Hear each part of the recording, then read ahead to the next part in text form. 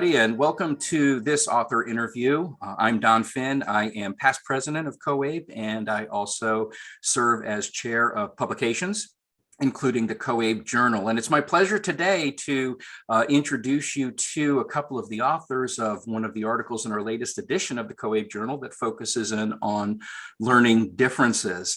The title of their work is Before, During, and After, an examination of pre-task planning and post-task revising practices of adults with low literacy and their effects on the quality of written compositions. We're joined today by Kathy Binder and Kat Tremblay, who are two of the three authors of this work. I want to welcome you both to today, and let me go ahead and just ask you to introduce yourselves. Kathy, why don't we start with you, and then we'll go with Kat, and we'll move from there. Sure. I'm Kathy Binder. I'm the William R. Keenan Jr. Professor of Psychology at Mount Holyoke College. It's a pleasure to be here. And I am Kat Tremblay. I am a senior research associate in the Psychology and Education Department at Mount Holyoke College. Great. Well, welcome to both of you. And again, thank you for taking some time to talk a little bit about your article with our readers. So let me just start off with a pretty general question. Why did you write this article for the COABE Journal? Yeah, so we chose to submit to COABE because we know that this journal has a wide readership that includes a lot of adult education practitioners, and we wanted to share our research and its implications with the adult education community. Specifically, this issue focused on learning differences felt appropriate because the adult learner population is such a unique group, and there are so many different skill levels among them. We just hope that our findings can aid practitioners in the development and implementation of writing practices and assessments in their classrooms and help to meet the various needs of their learners. Great. Well, thank you for that. And so really, you already kind of touched on this, but maybe you can expand on a little bit more in, how will adult education practitioners benefit from reading your article? And in turn, how will that impact their learners? There is a significant lack of research on the adult learner population, particularly in the realm of writing practices. And so our hope is that our research will help to bridge that gap and ultimately lead to effective, standardized methods of writing instruction across adult education programs.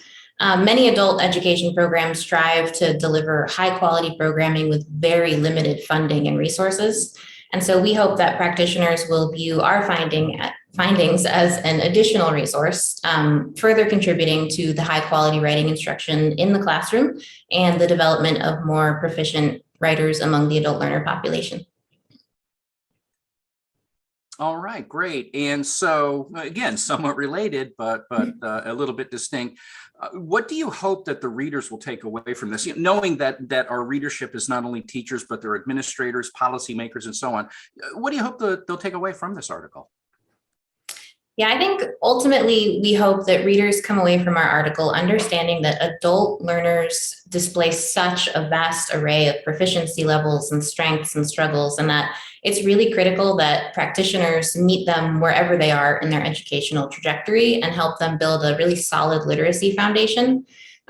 These learners often follow very unique life paths to arrive in the classroom, and ensuring that each individual possesses the necessary basic skills before moving on to more specialized instruction, such as planning outlines or revising their writing, is really necessary for their success and growth as writers.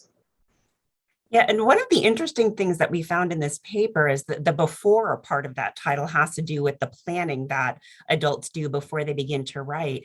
And some of our adults didn't do any planning whatsoever, but that didn't predict anything about the quality of their outcomes. So in fact, there was quite a bit of variability for those individuals who didn't plan. So I think one of the things that this paper does is to help challenge assumptions about what a writer might do beforehand, and don't assume that the quality of their work might not be good if they don't end up doing some planning. Yeah, that's a really great point. Thanks for sharing that. And definitely, you know, as we look at our learners as individuals, that's something that we, of course, is critical in adult education and adult learning theory, is the individuality, the experiential aspects of our learners, and so on. So thank you for sharing that. So let me ask you this, just in closing, do you have any additional comments or anything else you'd like to share with our readers? I think we just really like to stress our respect and appreciation for the practitioners in these programs and all of the work that they do to improve the lives of their adult learners. We are well aware that we would not be able to conduct this research without them. So.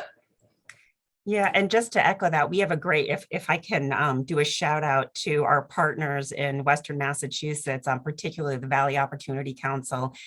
They have been an amazing partner with us, and they allow our students to be tutors, our college students to tutor for them and for us to conduct our research over there.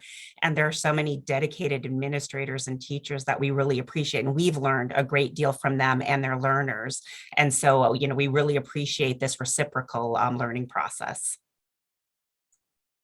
Well, that's great. Well, thank you so much. And again, the title of the article is Before, During, and After, an examination of pre-task planning and post-task revising practices of adults with low literacy and their effect on the quality of written compositions. And again, this is one of our featured articles in the COABE journal focusing on learning differences. So Kathy and Kat, thank you to both of you for your contributions to this journal, and thank you for tuning in and taking time out of your day to view this video. We wish you well as you work with your learners.